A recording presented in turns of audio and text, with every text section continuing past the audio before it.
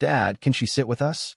Lily Brooks asked, pointing toward the elderly woman standing alone beside the restaurant's polished mahogany host stand. "Before we continue, tell us, where in the world are you watching from, and what time is it where you are right now?" Outside, cold November rain swept across downtown Richmond, Virginia, turning the sidewalks silver beneath the streetlights. Inside the Whitmore house, crystal chandeliers glowed over white tablecloths. Soft piano music drifted through the dining room, and waiters moved between tables carrying plates that cost more than Daniel Brooks usually spent on groceries for an entire week. Yet near the front door, where every gust of wind slipped through the brass-framed entrance, an old woman had been standing unnoticed for nearly 10 minutes. Her gray hair was damp. Rain darkened the shoulders of her faded navy coat, and both hands trembled around a worn leather purse. She had spoken quietly to the hostess twice, but each time the young woman turned away to greet someone better dressed. Daniel had noticed. So had Lily. Most of the other diners had noticed too, though they lowered their eyes with the careful discomfort of people hoping someone else would handle it. Daniel sat across from his 8-year-old daughter at a small table near the window. He wore a clean brown jacket over a work shirt, and Lily had tied her late mother's blue scarf around her neck for the special occasion. An untouched chair stood beside them. Lily looked from the chair to the old woman, then back to her father. "She looks cold," she whispered. Daniel followed her gaze. Before he could answer, Claire Bennett, the restaurant manager, stepped toward the woman with a professional smile that never reached her eyes. "Ma'am, as I explained, our dining room is reserved for guests with confirmed reservations." The old woman glanced toward several empty tables. "I only need somewhere to sit for a few minutes." Claire's smile tightened. "There's a coffee shop 2 blocks east. They may be better equipped to help you." A nearby couple exchanged approving looks. The woman at their table pulled her handbag closer, though the elderly stranger had never come near her. Lily's face changed. It was not anger exactly. It was the quiet confusion of a child seeing adults ignore something that seemed painfully simple. "Dad?" she asked again, louder this time. "Can she sit with us?" Conversations around them softened. Claire turned. Daniel felt every eye in the room move toward his table. He knew they had barely enough money for the dinner he had promised Lily. He knew inviting a third person might mean giving up something they could not easily replace. But he also knew his daughter was watching, and that children remembered what their parents did when kindness became inconvenient. Daniel rose, pulled out the empty chair, and looked directly at the old woman. "Ma'am," he said gently, "would you like to join us?" For the first time that evening, someone had asked her what she wanted. The woman's eyes filled with a gratitude so deep it looked almost like grief. She crossed the room slowly and rested one hand beneath the wooden table, feeling along its edge until her fingers found a tiny carving hidden from view. Her breath caught. "Arthur said this chair should never stay empty," she murmured. Daniel looked toward the brass plaque on the wall beside them. Engraved beneath the restaurant's name were the words, "Founded by Arthur Whitmore." And in that moment, Daniel understood that the woman beside them had not wandered into the Whitmore house by accident. Daniel kept his eyes on the brass plaque for another second, then looked back at the elderly woman. She had already lowered her gaze, as though the name had slipped from her by accident. Before he could ask what Arthur Whitmore meant to her, Claire stepped closer to the table. "Sir, I need to remind you that every guest seated in the dining room must place an order." Her voice remained polished, but the warning beneath it was clear. Daniel nodded once. "Then she can order." Claire glanced at the woman's soaked coat and worn purse. "And will you be responsible for her check?" Lily looked at her father. Daniel felt the folded gift certificate in his wallet, worth just enough to cover 2 meals if they ordered carefully. He had known that when he brought Lily downtown earlier that evening. In fact, he had almost canceled the dinner altogether. For hours before the rain began, Daniel had been standing in the narrow parking lot behind their apartment building with the hood of his 12-year-old sedan raised. A mechanic had warned him that the alternator would not last much longer. The repair would cost nearly $400, money Daniel did not have after paying rent, utilities, and Lily's school expenses. He had stared at the engine while cold wind moved through the trees, calculating how many extra maintenance shifts he could take without missing Lily's bedtime. When he returned upstairs, Lily was sitting at the kitchen table in her best dress, reading the certificate she had received at school. She had won first place in the city reading challenge, the first award she had brought home since her mother, Renee, died 2 years earlier. Daniel had promised to celebrate at the Whitmore house because Renee once told Lily that every important moment deserved a beautiful memory. Yet the moment Lily saw the worry on his face, she folded her hands over the certificate. "We can stay home," she said. "I like grilled cheese." Daniel had smiled, though his chest tightened. Children should not have to study their parents' faces before asking for joy. "Tonight is yours," he told her. "Get your scarf." Before they left, he tied Renee's blue scarf around Lily's neck. His fingers paused over the soft fabric, remembering the way Renee used to wear it during autumn walks along the James River. Lily touched the knot and whispered, "Mom would have come with us." Daniel answered carefully, "Then we will carry her with us." They drove the 3 miles downtown with the heater working only when the car was moving. Daniel parked 2 blocks from the restaurant to avoid the valet fee, and they walked beneath one umbrella as Lily talked about every book she had read for the contest. Now, seated beneath the chandeliers, Daniel understood exactly what accepting responsibility for the old woman's meal might cost. He also understood that Lily was watching him with the same trust she had shown when she reached for his hand on the walk from the car. He turned to Claire. "Yes," he said. "Put it on my check." The elderly woman shook her head. "You do not have to do that." Daniel pulled out the empty chair a little farther. "Maybe not," he replied. "But you should not have to stand in the cold while people decide whether you look like you belong." Lily smiled and moved her water glass to make room. Claire wrote something on her order pad, then walked away without another word. The old woman sat slowly. For a moment, she looked at Daniel and Lily as if she had been invited into more than a restaurant. Then her eyes settled again on the hidden carving beneath the table, and her fingers traced the worn letters with the tenderness of someone touching a memory she had spent years trying not to lose. The elderly woman kept her fingertips beneath the table for several seconds before drawing her hand back into her lap. Lily leaned closer, curious but careful. "What does it say?" she asked. The woman looked at her, and something softened in her face. "A promise," she said. "One that was made a very long time ago." Before Lily could ask another question, a waiter arrived with 3 menus. He placed one in front of Daniel, one in front of Lily, and hesitated before setting the last beside the woman. His eyes briefly met Claire's across the dining room, as though he needed permission to treat her like everyone else. "The soup," the woman said quietly. "Do you still serve the roasted tomato soup with basil cream?" The waiter blinked. "That has not been on the menu for years." She looked toward the kitchen doors. "Arthur said it should never leave." Daniel noticed the way she said the name again, not like someone discussing a famous businessman, but like someone remembering the sound of his voice. The waiter shifted uncomfortably. "I can ask the kitchen." "Please do," Daniel said. After he left, Lily pushed her cup of hot chocolate across the table. Steam curled above the whipped cream. "You can have some while you wait." The woman smiled. "That is yours. We can share." Lily turned the handle toward her. The woman wrapped both hands around the warm cup without drinking.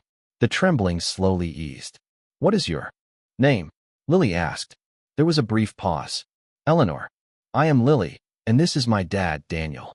It is a pleasure to meet you." "Were you waiting for somebody?" Lily asked. Daniel gave his daughter a gentle look, reminding her not to press. Eleanor did not seem offended. She stared into the chocolate instead. "I thought I was," she said. "Sometimes it takes a while to understand when no one is coming."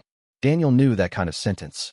He had heard it in his own thoughts during the first year after Renee died, when he still reached for the other side of the bed before remembering it would always be empty. He did not ask Eleanor who had failed to come. Instead, he unfolded his napkin and said, "Then you are eating with us tonight." At the next table, a man in a charcoal suit glanced over with visible annoyance. His wife whispered something, and both of them looked toward Claire. A moment later, Claire approached with the careful expression of someone pretending not to be irritated. "Is everything satisfactory?" she asked Daniel. "We are waiting on the soup. That particular item is no longer available." Eleanor looked toward a paneled wall near the kitchen. "The original recipe card is in the narrow cabinet behind that panel," she said. "Second shelf, inside a blue tin." Claire's professional smile faltered. "There is no cabinet there." Eleanor said nothing. From the kitchen doorway, an older woman in a white apron had stopped moving. Her name tag read Rosa Alvarez. She stared at Eleanor, then at the small brass key now resting beside the worn purse. Color drained from her face. Before she could step forward, the man at the next table raised his hand and called for Claire. "We would like to move," he said. "We came here for a certain atmosphere." His eyes settled on Eleanor's damp coat. Daniel heard the meaning behind the words. So did Lily. Without responding to the man, Daniel moved his chair closer to Eleanor's side of the table. Lily did the same. Eleanor looked between them, and for the first time that night, she lifted the hot chocolate and took a small sip. "Arthur would have liked you," she told Daniel. Across the room, Rosa was still staring at the brass key as though it had unlocked a door that was supposed to remain closed forever. Claire followed the direction of Rosa's gaze and noticed the brass key beside Eleanor's purse. For an instant, uncertainty crossed her face, but she quickly replaced it with the composed expression she wore for difficult guests. "Rosa," she said, "the kitchen needs you." Rosa hesitated. Her eyes remained fixed on Eleanor, as though she were searching through decades of memory. Then the kitchen doors swung open behind her, and another employee called her name. She stepped backward, disappearing from view before she could speak. Claire turned to Daniel. "Since your party has expanded, I have prepared an updated check." She placed a narrow leather folder beside his plate even though their food had not arrived. Daniel opened it and felt his stomach tighten. The restaurant had added a full guest charge for Eleanor, along with a service fee and the price of a special soup that had not yet been served. The total was nearly $70 more than he had expected. The gift certificate in his wallet would not cover it. Neither would the cash he had set aside for the evening. He could make up the difference with the money in his checking account, but that money had a purpose. Lily's asthma medication needed to be refilled before the end of the week. Daniel stared at the numbers while the sounds of the dining room seemed to move farther away. He had spent years learning how to make $1 do the work of $2. He knew which bills could wait 3 days and which ones could not. He knew how long a tank of gas could last if he avoided unnecessary trips. He knew how to smile when Lily asked whether everything was all right. Across the table, Eleanor watched his expression change. "I should go," she said. She placed both hands on the edge of the table and began to rise. "You have already done more than enough." Daniel closed the folder. "Please sit down. I cannot let you pay for me. This is not about what you are letting me do." Eleanor looked at him with quiet concern. "You have a child to care for." "I know. Then you should not spend money you need." Daniel glanced at Lily. She had noticed the check, though she could not see the total. Her eyes moved from her father to the dessert menu she had been studying earlier. She slowly folded the menu and pushed it away. "I do not need cake," she said. Daniel felt something ache inside him. This dinner was supposed to belong to her. She had earned it through months of reading while other children played outside. She had carried her grief into school every morning and still found enough joy to disappear into stories. Now she was giving up the one thing she had asked for because she understood more than an 8-year-old should. Claire remained beside the table, waiting. Her patience carried the weight of a deadline. Daniel reached into his wallet, removed the gift certificate, then took out his debit card. "Charge the rest here." Claire looked at the card. "You understand that the additional service fee is not refundable." "I understand." Eleanor stood again. Daniel placed one hand lightly against the back of her chair, not forcing her down, only keeping the place open. "No one should have to pretend they are not hungry just to make other people comfortable," he said. The words were quiet, but several diners nearby heard them. The man in the charcoal suit looked away. Claire took the payment and left without responding. For a few moments, no one at the table spoke. Then Lily opened the small purse she had brought with her and pulled out a sugar cookie wrapped in a napkin. Daniel recognized it from the school reception that afternoon. Lily had saved it all day.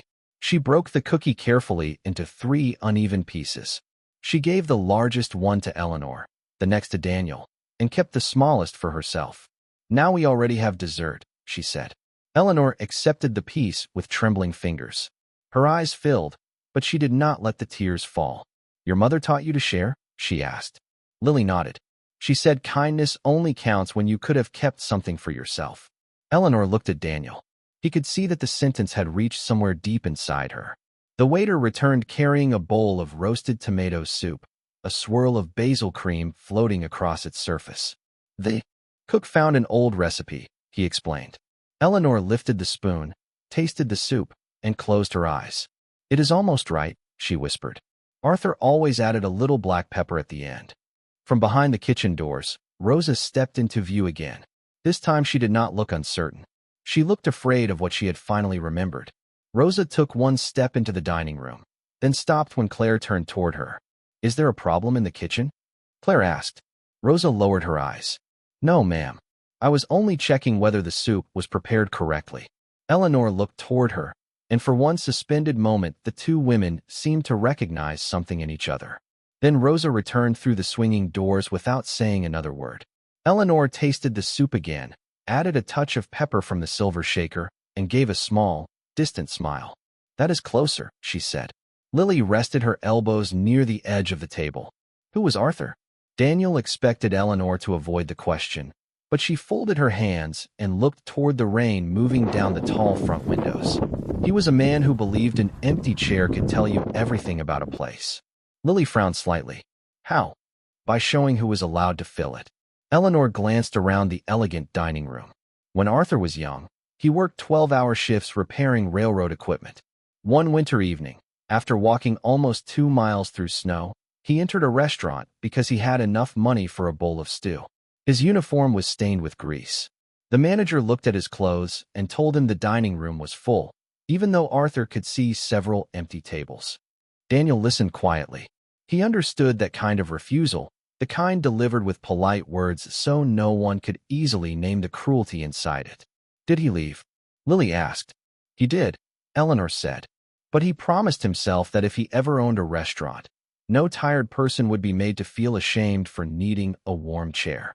She touched the hidden carving beneath the table again. Years later, when he finally built this place, he marked one table himself.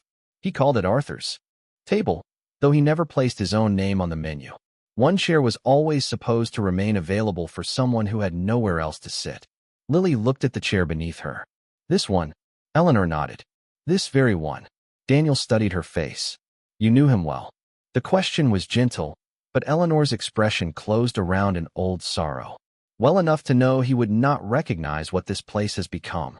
She reached for her purse, and the brass key shifted against the tabletop. Its engraved letter caught the chandelier light. Daniel did not ask about it. He had learned that people revealed painful truths when they felt safe, not when they felt cornered.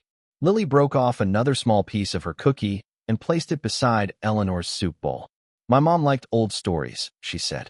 "She said they help people remember who they were before life made them tired." Daniel looked at his daughter. The sentence sounded so much like Renee that for a moment he could almost hear her voice in the room. Eleanor noticed the change in him. "How long has she been gone?" she asked. 2 years, Daniel answered.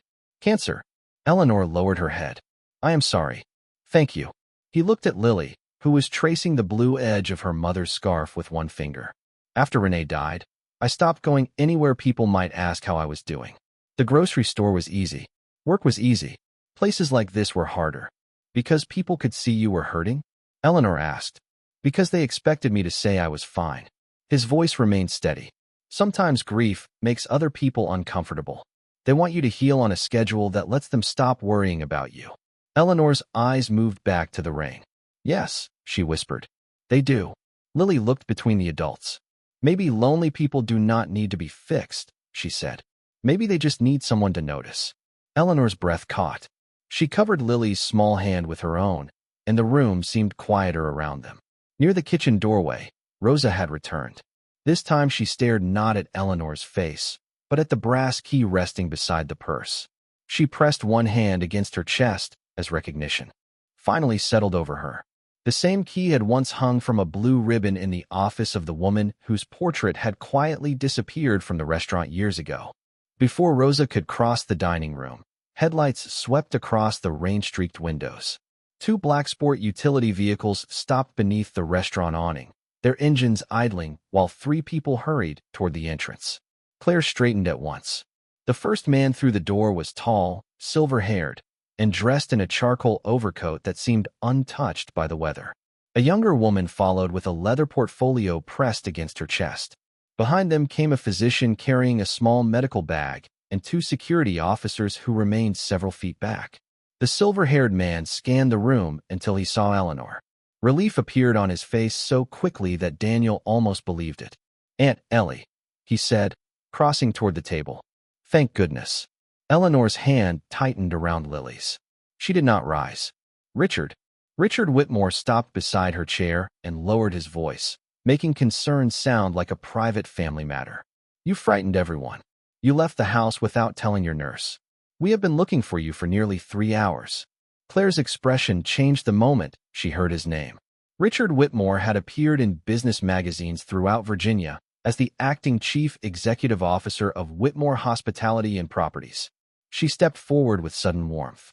Mr. Whitmore, I had no idea this woman was connected to your family.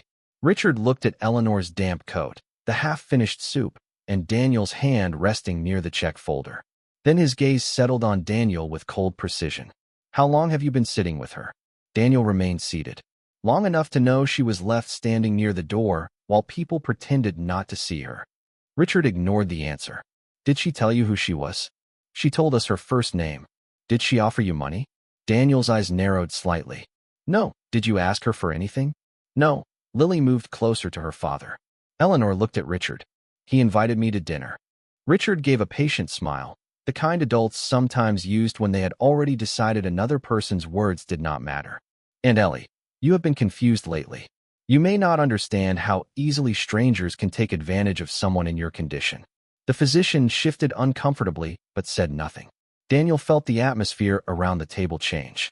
Only minutes earlier, the diners had treated Eleanor as though she had no value.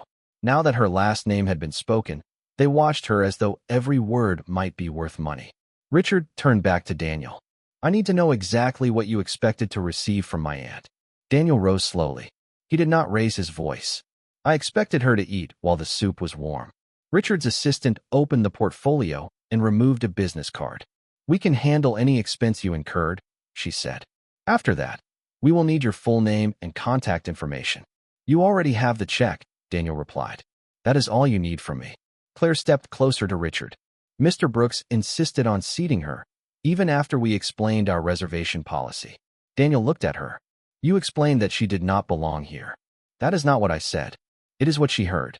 Richard placed one hand on the back of Eleanor's chair. We are leaving now. Eleanor did not move. I have not finished my dinner. The doctor will examine you at home. I did not ask to be examined. Richard's smile tightened. This is not the place for an argument. One of the security officers stepped forward, still keeping a respectful distance. Lily's fingers closed around Daniel's hand. He could feel her fear, but he could also see something more troubling in Eleanor's face. It was not confusion. It was recognition.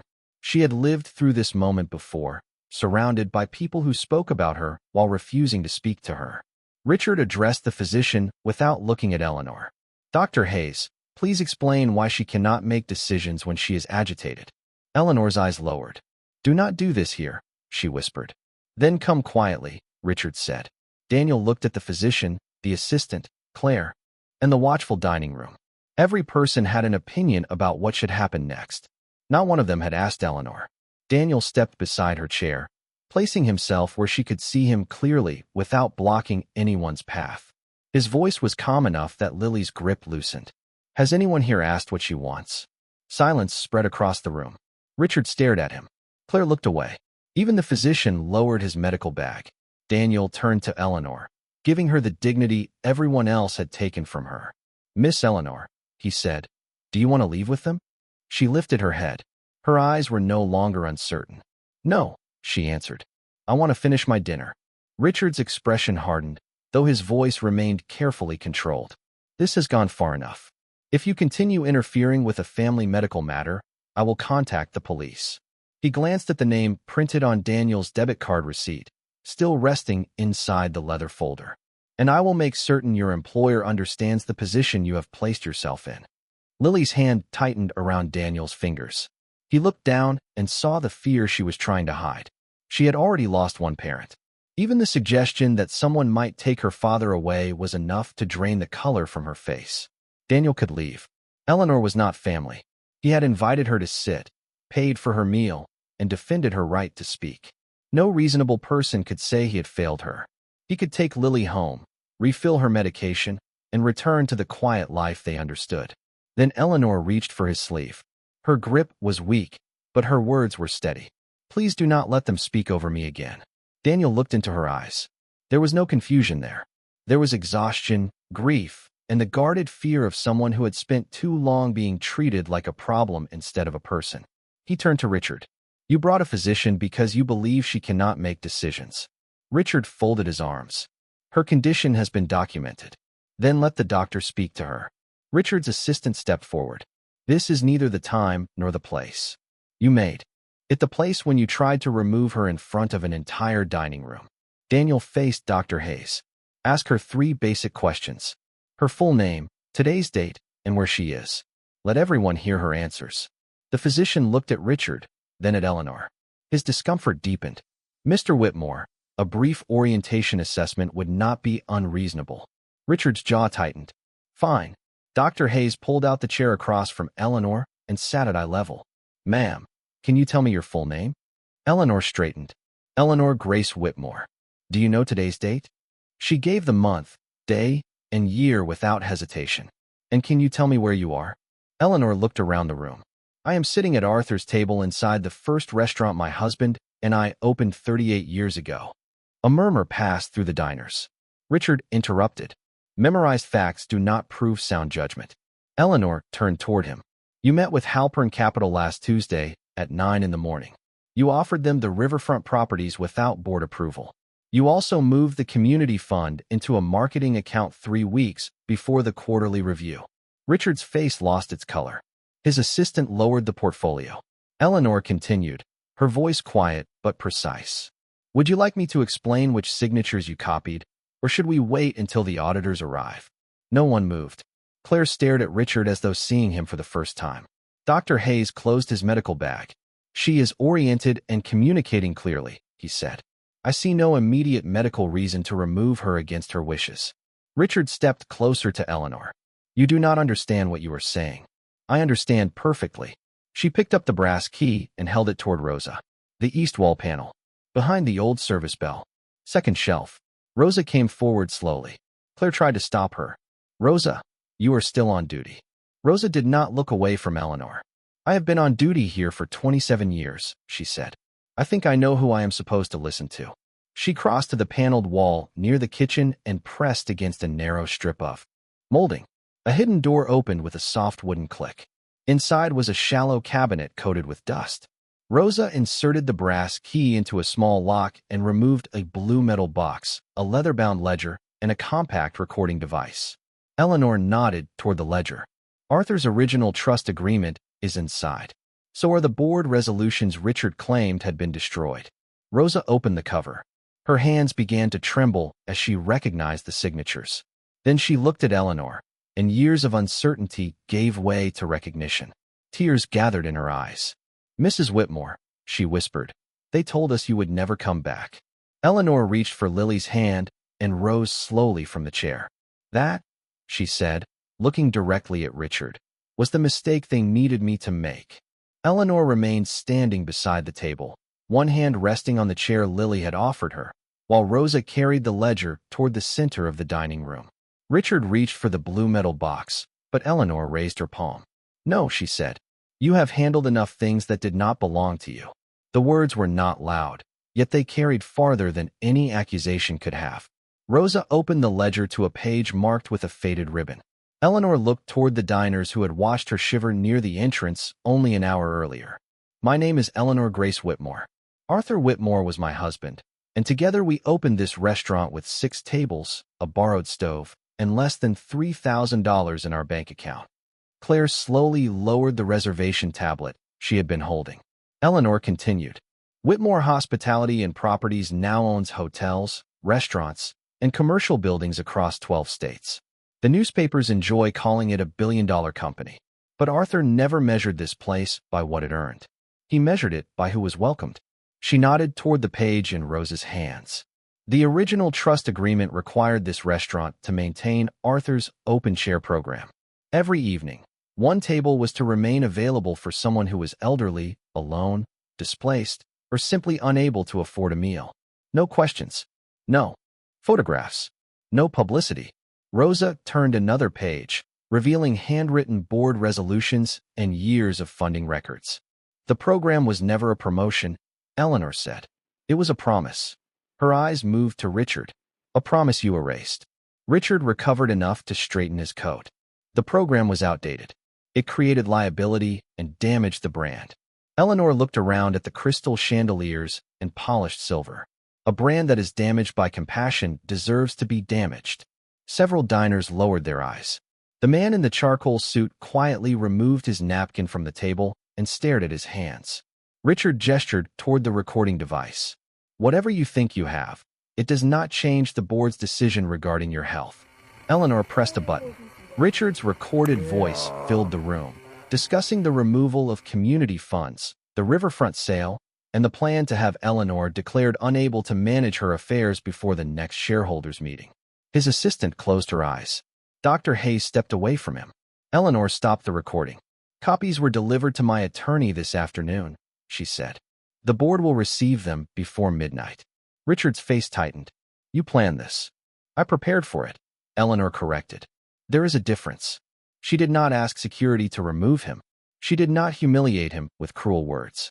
Instead, she instructed her assistant to contact the independent directors and place Richard on immediate administrative suspension pending a full investigation. Every property transfer connected to him would be frozen.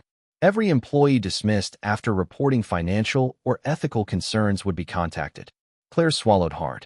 Mrs. Whitmore, I did not know who you were. Eleanor turned toward her. That is precisely the problem. You believed respect depended on knowing who I was. Claire's face reddened. I was protecting the experience of our guests. I was a guest, Eleanor replied. So was Mr. Brooks. So was his daughter. She did not fire Claire in front of the room. She ordered a formal review of the restaurant's complaints, reservation practices, and treatment of vulnerable guests. Accountability should be fair, she said, even when kindness was not. Then she faced Daniel. He stood beside Lily, uncertain whether the room now expected something from him. Eleanor's expression softened. You did not help me because you knew I owned this restaurant. Daniel shook his head. I did not know. You did not even ask my last name. You looked cold. A small smile touched Eleanor's face. Everyone in this room can see me now. You saw me when they believed I had nothing to offer. Daniel glanced toward the chair, the soup, and the 3 pieces of cookie. You should not have needed to own the building to be treated like you belonged inside it. Eleanor's eyes filled again, but this time she allowed the tears to remain. She turned to Lily. Your father gave me a chair? You gave me half your chocolate and the largest piece of your cookie. Lily corrected her gently. It was only a third. Eleanor laughed, a quiet sound that seemed to bring warmth back into the room. Then it was the most valuable third of anything I have ever received. She placed her hand over the old carving beneath Arthur's table. Starting tonight, this chair will never be empty again. 3 months later, the rain had given way to the first warm evening of spring, and the Whitmore house no longer felt like a place designed to keep certain people outside. The brass plaque beside the entrance had been polished, but a new line had been added beneath Arthur Whitmore's name. There is always room. Inside, the table once labeled number 12 had been restored to its original name, Arthur's Open Chair. Each evening, 1 seat remained available for anyone who needed a meal, a conversation, or simply a place where no one would ask them to prove they belonged. The independent investigation had uncovered the missing community funds and stopped the riverfront sale. Richard resigned from the board before formal proceedings began, and the company appointed an outside administrator to review every property he had controlled. Eleanor did not celebrate his fall. She only said that justice was not revenge. It was the careful work of returning responsibility to the people who had forgotten it. Claire lost her position as manager, but Eleanor refused to humiliate her publicly. She was offered a place in a customer care program at a smaller restaurant, where she would have to learn the difference between protecting a brand and protecting human dignity. Rosa became the director of the restored Open Chair program, and the roasted tomato soup returned to the menu with a note explaining Arthur's promise. Daniel's life changed more quietly. Eleanor offered him a house, a new car, and enough money to make every difficult choice disappear. He thanked her and declined. Lily should never believe kindness is something we sell, he explained. Eleanor understood. Instead, she offered him a paid seat on the company's community advisory board, with real authority to review hiring, guest policies, and outreach programs. Daniel accepted because it was work, not charity, and because he knew how easily good intentions could disappear when no one remained to defend them. He repaired the old sedan one part at a time. Lily received her medication on schedule. Eleanor began visiting their apartment every Sunday afternoon, usually carrying too much food and pretending she needed Lily's help with her reading. On the wall of Eleanor's office hung a drawing Lily had made with colored pencils. It showed Daniel, Eleanor, and Lily sitting around a table beneath a yellow chandelier. Beside them stood one empty chair. On that spring evening, the three of them were sharing dinner at Arthur's table when an elderly man entered alone.